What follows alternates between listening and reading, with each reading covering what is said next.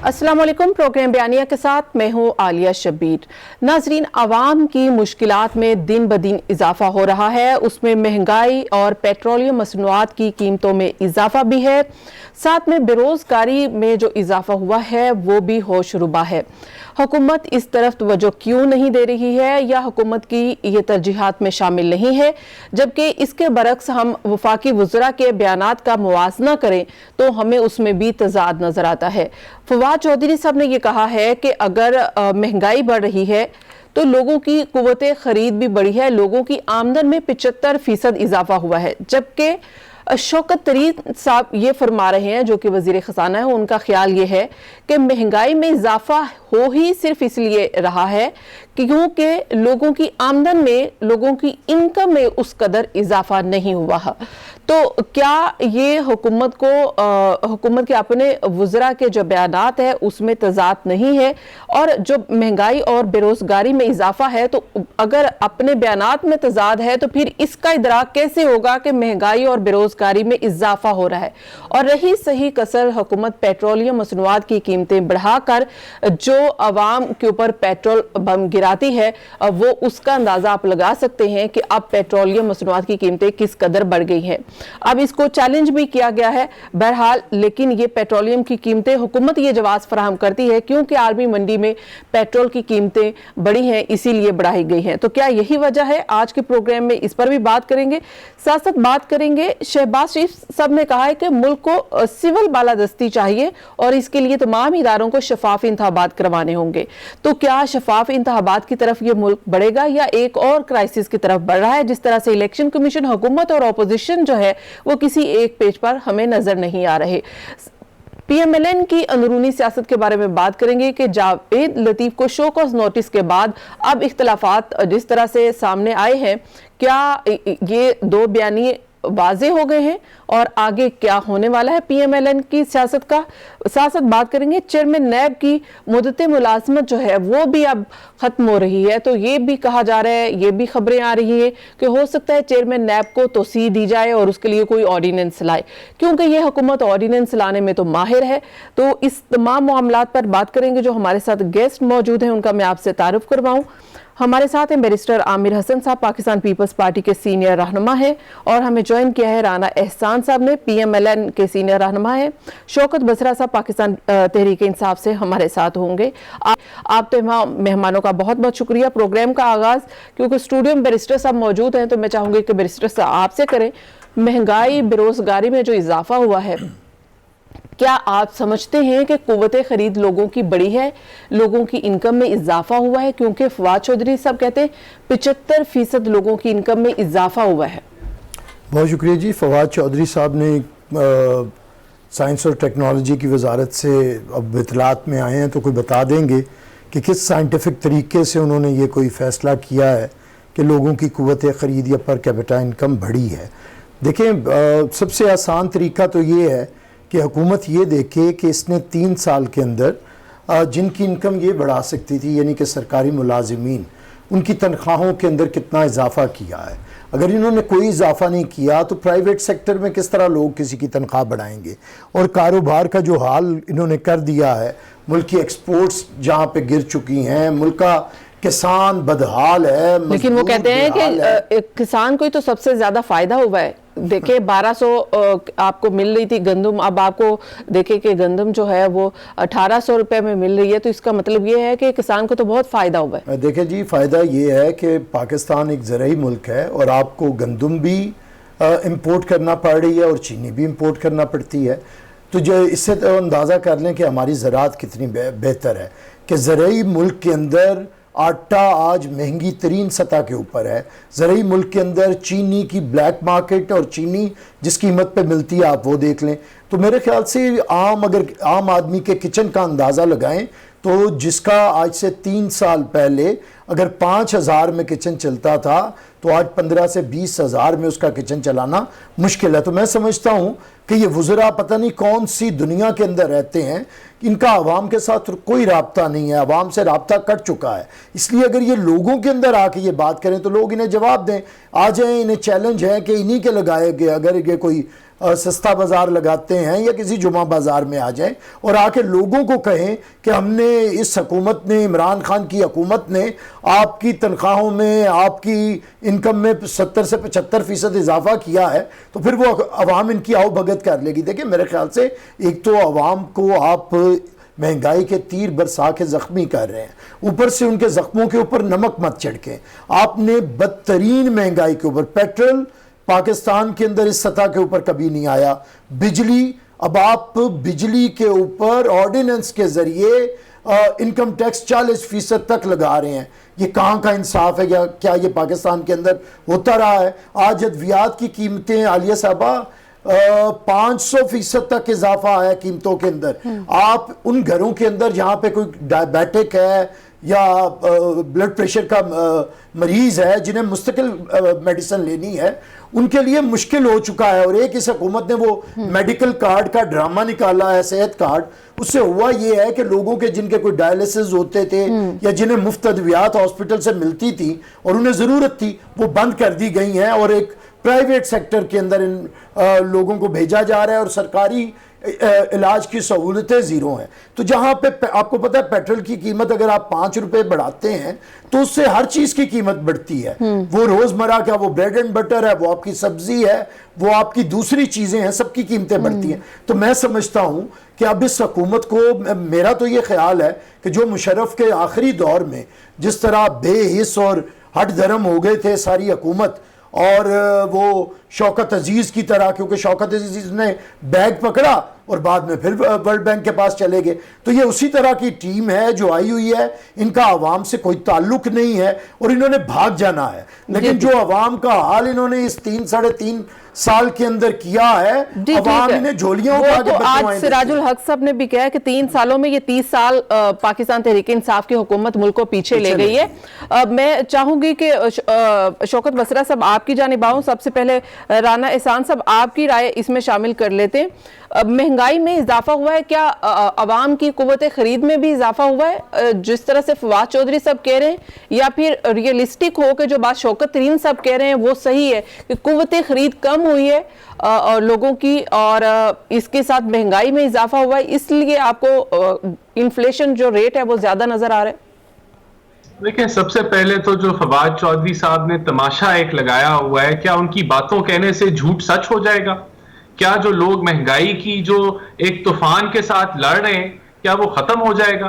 तो पहले तो इन वजीरों को ये समझना चाहिए कि अवाम को हकायक बताएं। जब आप ये गलत बयानी करते हैं तो वो जो तबका जो इससे सबसे ज्यादा अफेक्ट हुआ है वो तो मायूसी का शिकार हो जाएगा कि हुकूमत हमारी सुनवाई, हमें तो गिनती में ही नहीं रखा हुकूमत ने, हमारे मसाइल का इनको पता ही नहीं है। तो मैं आपके सामने कुछ अदादो शुमार रख देता हूं, उससे आपको पता चल जाएगा। देखिए, जो सीपीआई इन्फ्लेशन है, इफरात ज़र, 3 सालों के अंदर 30% हो चुकी है। जो इन्होंने इस साल का हदफ रखा है, इस साल के एंड तक, वैसे तो ये हदफ से ऊपर ही जाएंगे इन्फ्लेशन पे, लेकिन 40 से 45% तक 4 सालों में महंगाई हो जाएगी, सिर्फ उन चीजों के लिए जिससे सीपीआई मेजर होती है।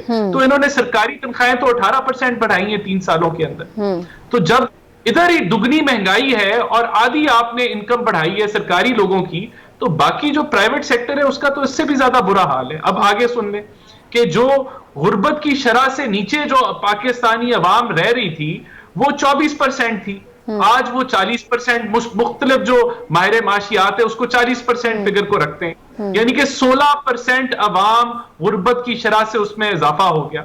इसी तरह जो बेरोजगारी है वो 50 लाख से 80 लाख लोगों का इजाफा हुआ है बेरोजगारी में।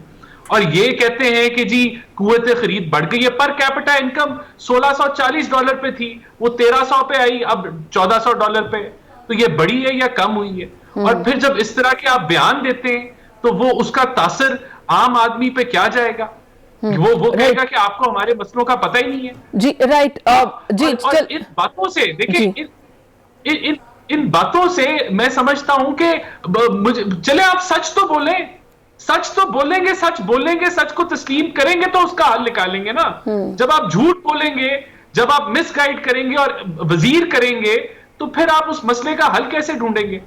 ये राइट। इसी बात को आगे लेकर चलते हैं और फिर दोबारा आते हैं आपकी जानिब भी।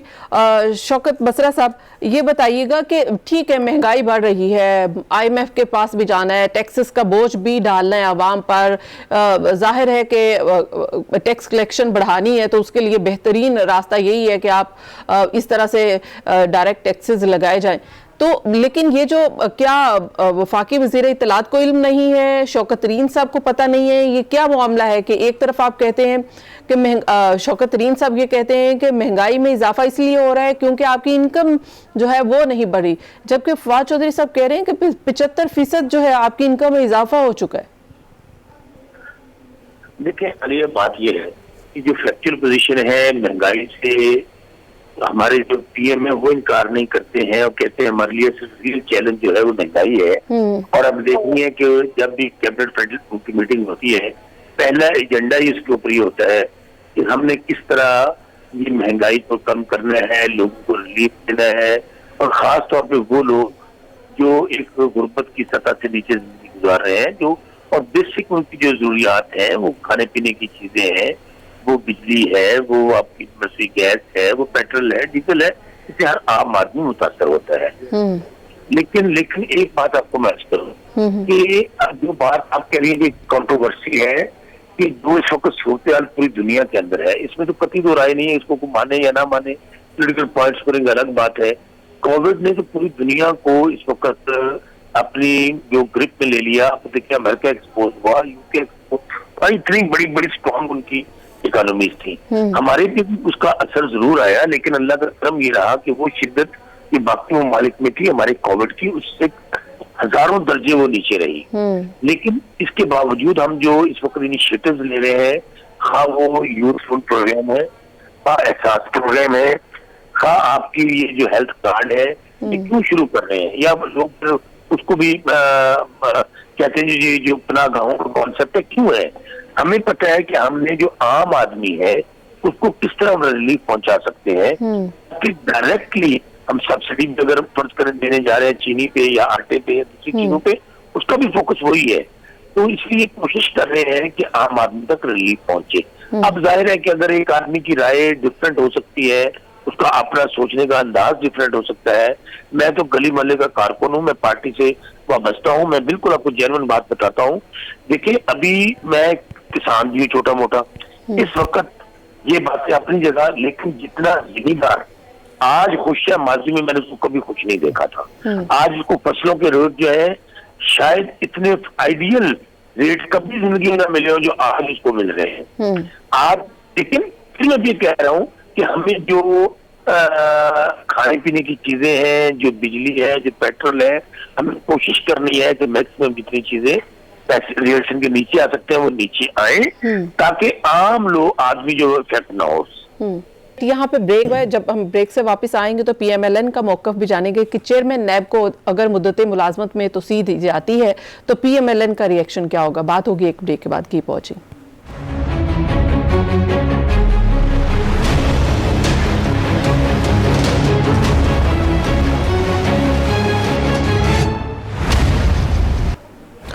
वेलकम बैक नाज़रीन। हम बात कर रहे थे महंगाई और बेरोजगारी में जो इजाफा हो रहा है, आवाम की जो मुश्किलात है उसमें कमी नहीं आ रही, लेकिन शौकत बसरा साहब पाकिस्तान तहरीक इंसाफ से हमारे साथ हैं। वो कह रहे हैं कि हुकूमत को इदराक है, तो अगर हुकूमत को इदराक है तो फिर ये बयानात में तजाद क्यों है? बसरा साहब इसके ऊपर जरा वजाहत कर दीजिए कि एक तरफ आप कहते हैं कि महंगाई बढ़ी और बढ़ाना मजबूरी है, टैक्सेस में इजाफा करना मजबूरी है, तो फिर ये बताइए कि आप इनकम बढ़ाने के लिए क्या कर रहे हैं? देखिए मैं फिर आपको कह रहा हूँ कि जो आप बात करिए बहुत आपने इम्पोर्टेंट डाली है बात कही है। अब इसको महंगाई को या बेरोजगारी को काउंटर करने का सबसे इम्पोर्टेंट तरीका ये है लोगों का सोर्स ऑफ इनकम बढ़ाया जाए, लोगों को ऐसी अपॉर्चुनिटीज गवर्नमेंट दे जिससे लोगों की। लेकिन बसरा साहब तजाद आ रहा है, शौकत तरीन साहब कह रहे हैं कि इनकम नहीं बढ़ रही है, आप भी कह रहे हैं, फवाद चौधरी साहब भी कह रहे हैं कि इनकम बढ़ गई है, अब किसान भी खुशहाल है, लोग भी, अब कुव्वत खरीद में इजाफा हुआ है, तो ये तजाद क्यों है? वजीर खजाना को इल्म नहीं है? नहीं, देखिए पहली बात तो ये, मैंने उनका बयान नहीं सुना कि वो किस पैराए में उन्होंने बात की है। मैं एक छोटा मोटा किसान भी हूँ और आपकी 70% आबादी आज भी ज़राअत से मुंसलिक है। तो फिर आपको ही तो फायदा नहीं हुआ सिर्फ? नहीं, मेरी गुजारिश सुन लें, मैं फिर आपको कह रहा हूँ कि आप रोड शो करें, आप जिम्मेदारों में जाएं, आप उनसे ये पूछें जाकर कि इस वक्त कपास का रेट, गंदम का रेट, चावल का रेट, गन्ने का रेट और सर कपास की तो आपने प्रोडक्शन ही जो है वो कम कर दी है ना। अब ये बात फिर आगे से आगे जाएगी तो फिर ये कपास पे तो आप तो देखें कि अब सबसे ज्यादा जो है वो कपास होनी चाहिए आपके मुल्क में। आप इंपोर्ट करते हैं, अब बहुत सी चीजें आप इंपोर्ट करना, शुगर आप इंपोर्ट करना शुरू कर देते हैं। तो जो हमारा ज़राई मुल्क होने से हमें फायदा उठाना चाहिए वो तो हम मनफी की तरफ जा रहे हैं। नहीं, मैं फिर आपको कह रहा हूँ कि मेरा अगर जवाब कंप्लीट हो जाता तो शायद आप सवाल ना करते। जी। मैंने अली आपको सिर्फ ये गुजारिश कर रहा था कि आप अगर इन फसलों की आज रेट कंपेयर कर लें दूसरे जो मुस्लिम लीग को ले लेना, कि आपको जमीन आसमान का फर्क है। सर हफीज पाशा साहब ये कहते हैं, हफीज पाशा साहब कहते हैं कि महंगाई पीपल्स पार्टी के दौर में भी हुई थी, PMLN के दौर में भी हुई थी। एक इंडिपेंडेंट वो इकोनॉमिस्ट हैं, वो कहते हैं कि उनके दौर में भी हुई थी, लेकिन क्योंकि कुव्वत खरीद बेहतर थी इसलिए उसके ऊपर इतना इफेक्ट नहीं हुआ था। अब कुव्वत खरीद नहीं है। नहीं, ऐसी मैं आपकी बात से डिसएग्री करता हूँ। वो जाहिर है कि इकोनॉमिस्ट है, आप उनको कोट कर रही हैं। अगर कुव्वत खरीद ना हो फिर आप लोग इसमें कहेंगे कि यार आप मार्केट चेक करें ना, जाए जाके आप सर मार्केट भी चेक की, आवाम को भी चेक करते हैं, जाहिर है कि हमारा भी यही काम है। जी ठीक है, जी। आप कहते हैं कि मार्केट किसको कहते हैं? अगर कुत्ते खरीद नहीं है तो लोग धड़ाधड़ गाड़ियां क्यों खरीद रहे हैं? लोग धड़ाधड़ ट्रैक्टर क्यों खरीद रहे हैं? लोग धड़ाधड़ मोटरसाइकिल क्यों खरीद रहे हैं? फिर तो अच्छा, अभी आप हमारा ठेका था, मैं आपको थोड़ा सा, मैं पिंडू ना, मैं किसान हूँ इसलिए मैं बताने लगा आपको। मेरी वो जमीन की जो मुझे 1 एकड़ का ठेका 40,000 मिलता था, आज मुझे वो 60,000 70,000 के करीब मिल रहा है। आप मुझे बताइए कि ये क्या आपकी इनकम में इजाफा नहीं हुआ है? चले आपका पॉइंट आ गया। बैरिस्टर साहब इसके ऊपर कमेंट करना चाह रहे हैं। ठीक है, बात आपकी कंप्लीट हो गई है। सुनिए, मेरे पास मेरे एक दोस्त हैं जो चेयरमैन मार्केट कमेटी भी है, मतलब खालिद साहब, वो मुझे कहने लगे बसरा साहब आप उनको बताएं कि इस वक्त जो आपको अभी सब्सिडी दी रही है, जो GST में कमी हुई है, इन चीजों को तो आप क्योंकि राना एहसान साहब भी इकोनॉमी के ऊपर अपनी गहरी नजर रखते हैं और एक्सपर्ट भी हैं, तो बैरिस्टर साहब भी कमेंट करना चाह रहे हैं, उसके बाद फिर मैं आपकी जानिब आती हूँ। जी देखिए, पहली बात तो ये है कि जो बसरा साहब फरमा रहे हैं ऐसा नहीं है। किसानों की ये कहते हैं जी इनकम बड़ी, काश्तकार की बेहतर हुई है, तो जो काश्तकार के बिजली के बिल बढ़े हैं, जो काश्तकार के आपके फर्टिलाइज़र और दूसरे मामला जो उस पर कास्ट आती है, आज भी हमारे किसान से ज़्यादा मिडल मैन कमाता है। और ये बारहा शायद इन्हें इल्म नहीं है, इनकी कैबिनेट भी ये कहती है कि मिडल मैन ज़्यादा कमाता है, काश्तकार नहीं कमाता। दूसरी बात, जब खर्चे इतने ज़्यादा बढ़े हैं तो अब थोड़ी सी कीमत इमदादी को बढ़ा के आप समझते हैं कि आपने किसान के साथ बड़ा कोई बेहतर काम कर दिया। ऐसे नहीं होता, ना हो रहा है। बड़ी सीधी बात है, इन्हें अगर ये देखा ना, मैंने यही बात की थी, इन्होंने शौकत अजीज़ वाली, आप आज से वो 10-12 साल पुराने उनके क्लिप्स निकालें या उनके अखबारात से यही बयान आते कि लोग आज गाड़ियां खरीद रहे हैं, उससे ज़्यादा गाड़ियां तो कभी नहीं खरीदी गई जो मुशर्रफ के आगे एक मसनूई तरक्की पैदा की गई। देखिए तरक्की के क्या तरीक़ाकार है। अगर मुल्क की इकॉनमी बेहतर हो रही हो तो फिर कभी भी हुकूमत इनडायरेक्ट टैक्सेस की तरफ नहीं आती है। पहले आपने इमरान खान कहा करते थे कि पेट्रोल के ऊपर ये जगह टैक्स है, लेवी टैक्स जो होता है, ये जगह टैक्स आज पाकिस्तान की तारीख में सबसे ज़्यादा है। बिजली की कीमतें वो कहते थे ये करप्ट लोग हैं, ये बिजली के ऊपर टैक्स लगा के कमा रहे हैं, करप्शन कर रहे हैं। आज टैक्स सबसे ज़्यादा, अब तो ऑर्डिनेंस के ज़रिए इस तरह टैक्स लगना हो गया शुरू के जो मामला है। तो मसनूई तरक्की के अंदर डायरेक्ट टैक्सेशन जो होती है वो नहीं होती, इनडायरेक्ट टैक्सेशन आती है, जिससे गरीब आदमी, डायरेक्ट टैक्सेशन पे क्या होता है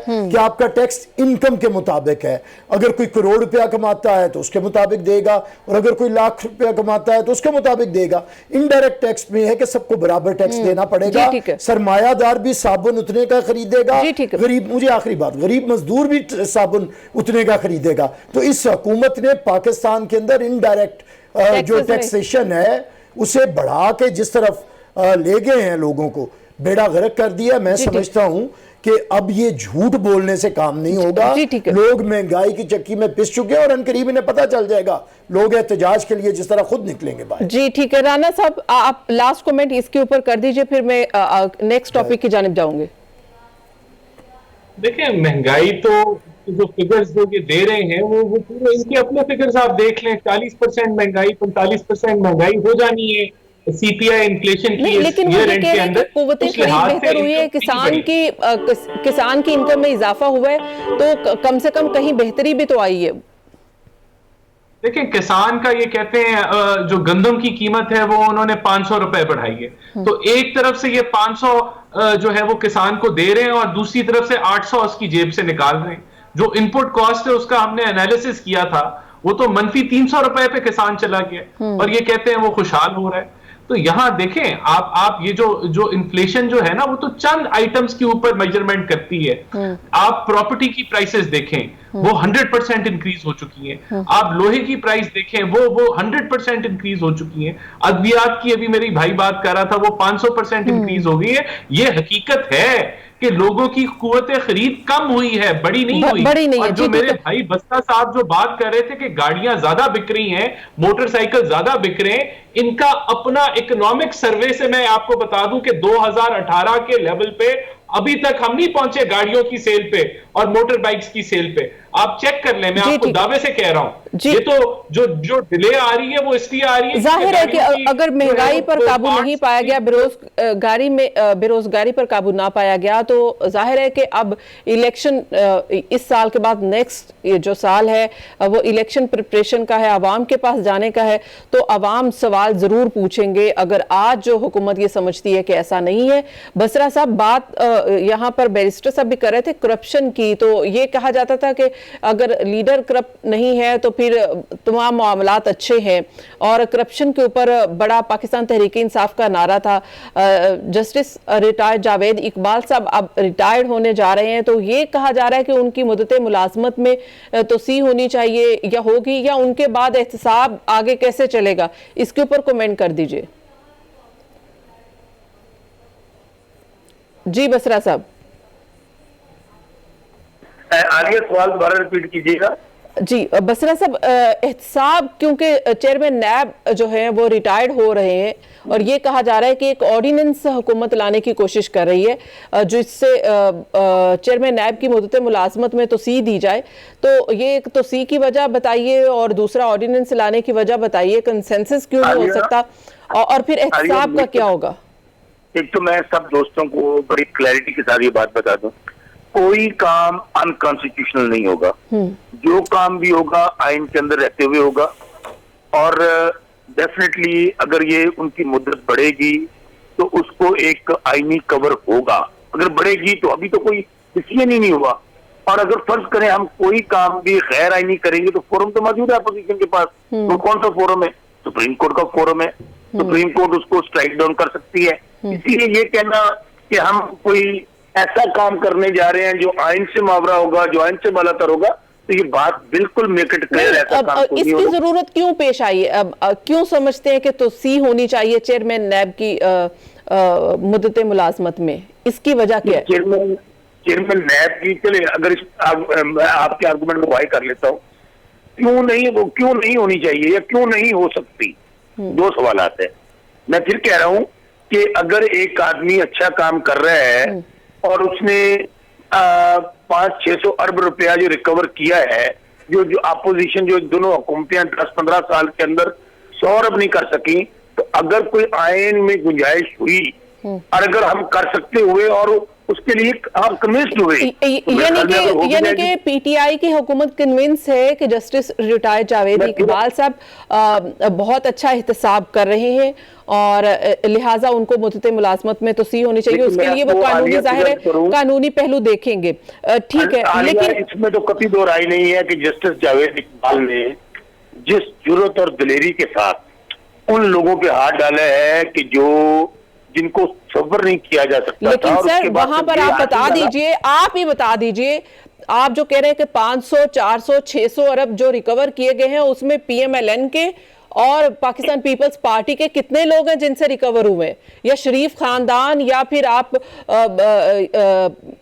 बिलावल साहब, जरदारी साहब, उनसे कितने रिकवर किए? यानी कि अगर इनसे रिकवर हो तो उनको रहना चाहिए, अगर वो नहीं, मैं तो आपकी बात कर रही हूँ ना कि आप कह रहे हैं इनका बहुत अच्छा एहतसाब हो रहा है और उन्होंने बड़ों के ऊपर हाथ डाला है, बड़े तो यही लोग हमें नजर आते हैं। आलिया ऐसे नहीं ना, आलिया ऐसे नहीं। आपने सवाल कर दिया, जवाब दे देना। मैं फिर कह रहा हूँ कि अगर चेयरमैन नैब एक इंडिपेंडेंट इदारा है ना, अगर ये समझते हैं कि चेयरमैन नैब ने कोई गैर कानूनी काम किया है, तो चेयरमैन नैब वही है पहली बात, जिनको दोनों पार्टियां चेयरमैन बनाती हैं। यही मेरा पॉइंट था कि क्या ये वजह है कि मुशावरत ना करनी पड़े ऑपोजिशन से, इसीलिए तो सी देना चाहते हैं ताकि हिसाब जैसा चाहते हैं वैसा हो सके? मेरी फिर गुजारिश सुन लें, मैं फिर कह रहा हूँ कि अगर चेयरमैन नैब ने बतौर चेयरमैन नैब कोई गैर कानूनी काम किया है, जी ठीक है, अपनी पावर से, मुझे बात तो करने देना, आलिया से नहीं ना, अपनी पावर से एक्सेस किया है, तो ये पार्टियां अभी तक मुझे बता दें चेयरमैन नैब के खिलाफ क्यों नहीं गई सुप्रीम कोर्ट में, क्यों नहीं इन्होंने कोई रेफरेंस दायर किया, क्यों नहीं इनके खिलाफ कार्रवाई की? पहली बात। दूसरी बात, मैं फिर कह रहा हूँ कि ये कोई हतमी बात ना अभी तक है, ठीक है, जाहिर है कि ये एक गॉसिप है जो चल रही है। ठीक है, बैरिस्टर आमिर साहब, आप क्या समझते हैं कि चेयरमैन नैब की तो मुद्दत मुलाजमत में तो सी हुकूमत समझती है कि उन्होंने बड़ों पे हाथ डाला है, जैसे PMLN शरीफ खानदान भी है, जरदारी साहब भी हैं, फरियाल तालपुर साहिबा भी हैं, खुर्शीद शाह, और बहुत बड़े नाम है। तो आप समझते हैं कि इनसे रिकवर तो खैर अभी कुछ नहीं हुआ, लेकिन केसेस तो आखिर उन्होंने बनाए, जेलों में लेकर गए, अदालतों में तो लेकर गए उनको? देखिए, ये जो भी ऐसे ओहदे होते हैं, आईनी इदारे हों या किसी कानून के तहत वो वजूद में आए, किसी फ़र्द के मरहूने मिन्नत नहीं होते कि अगर सुप्रीम कोर्ट में बैठा कोई जज बहुत अच्छा जज है तो उसे हमेशा सारी ज़िंदगी के लिए बिठा दिया जाए और चीफ जस्टिस बना दिया जाए कि इनके दौर के अंदर फ़ैसले बड़े अच्छे हुए हैं, या अगर कोई IG अच्छा आ गया है तो फिर उस IG को रिटायरमेंट के बाद फिर एक्सटेंशन दे दी जाए कि IG साहब आप बहुत अच्छा काम कर रहे थे, अब ताहयात आप ही IG रहेंगे, या कोई चीफ सेक्रेटरी। ये आइन के अंदर ऐसी चीज़ें नहीं होती। ये जो इनकी माइंड सेट इस हुकूमत का है कि शायद फ़र्द की वजह से इदारे चलते हैं, ऐसे नहीं होता। इदारों का एक अपना भाव और एक अपना उनकी स्मूथ फंक्शनिंग होती है, और जमहूरियतों के अंदर उसे चलते रहना चाहिए। आज नहीं ये चेयरमैन नैब इतने अच्छे लग गए, ये तो पिछली हुकूमतों के बनाए हुए हैं जिन पे ये लत्ते लेते थे। पिछली हुकूमत का बनाया हुआ आर्मी चीफ भी आपको पसंद आता है, पिछली हुकूमत का बनाया हुआ आपको चेयरमैन नैब भी पसंद आता है, तो फिर इसका मतलब है पिछली हुकूमतें करप्ट नहीं थी। उनका फिर बनाए हुए चेयरमैन नैब से आप इतने मुस्तफ़ीद हो रहे हैं कि उसने इतना बेहतरीन काम किया है, तो करप्ट लोग अच्छे बंदे को कैसे चेयरमैन नैब बना सकते थे? पहला सवाल ये है। दूसरा सवाल ये है कि आप आइन में, अभी इन्होंने सवाल किया कि हम क्यों ना बनाएं, आपको आइन इजाज़त नहीं देता, आपको कानून इजाज़त नहीं देता उन्हें दोबारा बनाने की। आपने तरीका क्या इख्तियार किया हुआ है? आपके पास ना लेजिस्लेशन की ताकत है, ना कुव्वत है, ना मुरवजा तरीकाकार से आप कर सकते हैं। आपने एक ऑर्डिनेंस फैक्ट्री खोली है, उससे आप डंग टपाओ काम चलाते हैं, वक्ती तौर पे वो कानून नाफिज करते हैं, उससे आप एक फायदा लेते हैं, जैसे कि ये EVM के जरिए लेना चाहते हैं। लेकिन इससे पहले आर्मी चीफ की एक्सटेंशन के लिए भी सुप्रीम कोर्ट गया, ऑर्डिनेंस आया, फिर उस सुप्रीम कोर्ट ने कहा कि इसके ऊपर लेजिस्लेशन। जो बात असल में कर रहा हूँ कि पाकिस्तान का कोई भी इदारा हो, वो आर्मी है, वो पुलिस है, वो एहतसाब का है, वो जुडिशरी है, सब वो हुकूमत है।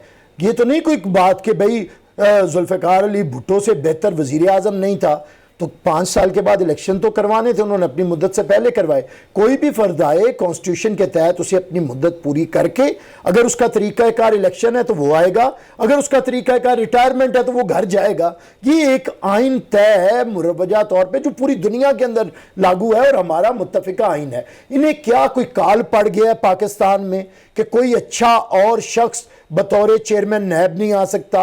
ये काल इन्होंने क्यों डाल दिया? हमारी धरती आपको क्या वजह नजर आती है? चले, वजह ये है, कर दीजिए। नहीं वो रिमोट पे चल रहे हैं। जब से उनकी वो वीडियो आई थी ना, उसके बाद तो इखलाकी तौर पे उन जज साहब को, जावेद इकबाल साहब को रिजाइन कर देना चाहिए था।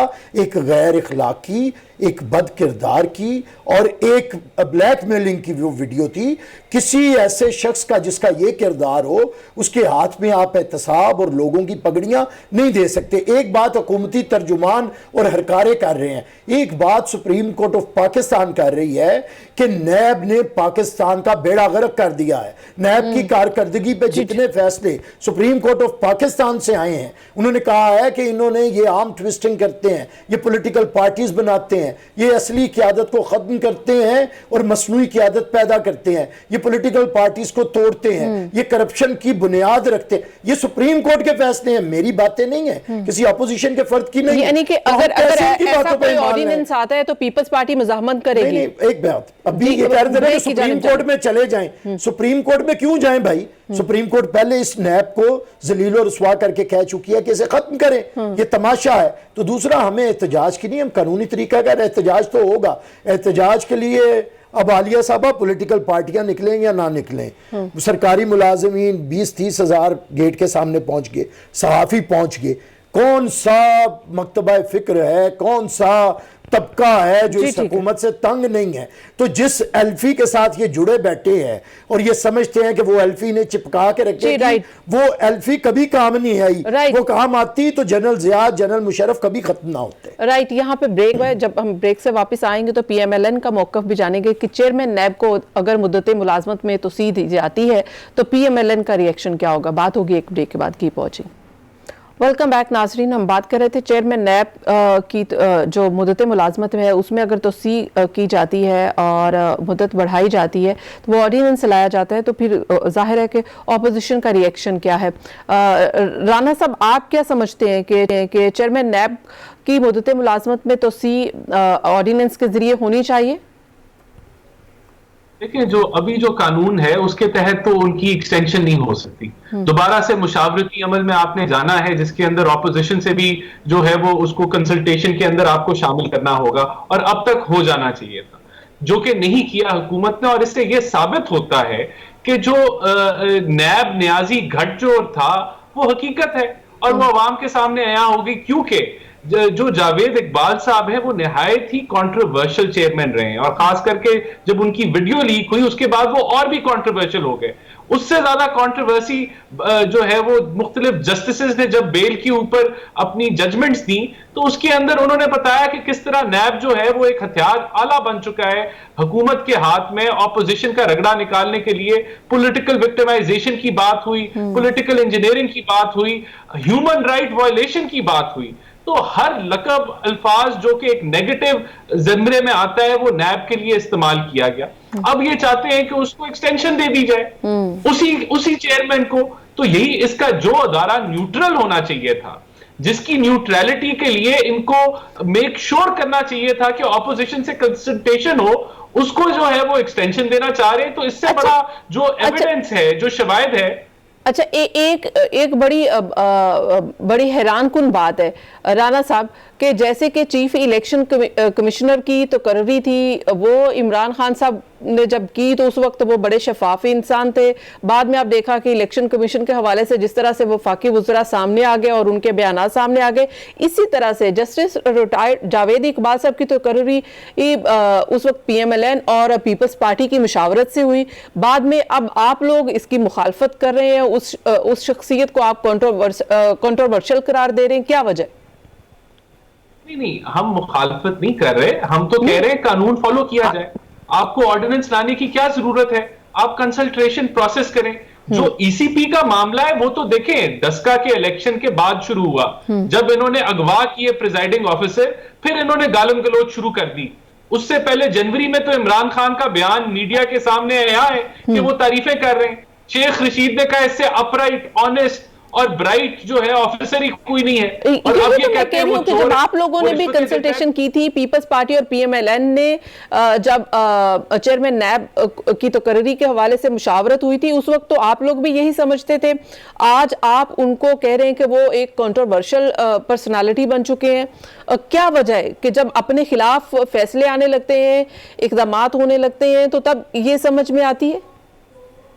नहीं, देखें, हम उनको कंट्रोवर्शियल किस बेसिस पे कह रहे हैं, या हम तो कह ही नहीं रहे। उनको कंट्रोवर्शियल तो जस्टिस बाकर जैदी ने कहा। उनको कंट्रोवर्शियल तो सुप्रीम कोर्ट, हाई कोर्ट के जजेस ने कहा कि नैब किस तरह आला और एक हथियार बन चुका है। ये हमारे अल्फाज तो नहीं है, ये तो, राइट ये तो राइट मैं इसी के ऊपर बसरा साहब को कमेंट ले लूं। बसरा साहब, राइट, गॉट इट। बसरा साहब, कंसल्टेशन क्यों नहीं करना चाहती हुकूमत? जैसे कि राना साहब कह रहे हैं कि कंसल्टेशन की जरूरत है, तो आप ऑपोजिशन के साथ कंसल्टेशन क्यों नहीं करते? जी बसरा साहब। जी बसरा साहब, आवाज आ रही है? जी ठीक है। बैरिस्टर साहब, क्या वजह लगती है आपको कि हुकूमत जो है वो मुशावरत की तरफ नहीं जाती, चाहे वो जो कि इलेक्शन कमीशन के मेंबर्स की तो कररी हो, वो भी खतो खताबत होती है, बैठ के बात करने को तैयार नहीं है, क्या समझते हैं? देखिए, माइंडसेट जमहूरी नहीं है, ना जमहूरी तरीके से आए हैं, ना जमहूरी ट्रेनिंग है, और ना इन्हें भी खुद से भी पता है। सिलेक्टेड हमने नहीं कहा, ये खुद भी मानते हैं कि ये सिलेक्टेड हैं, और इनका एटीट्यूड उसे जाहिर भी करता है।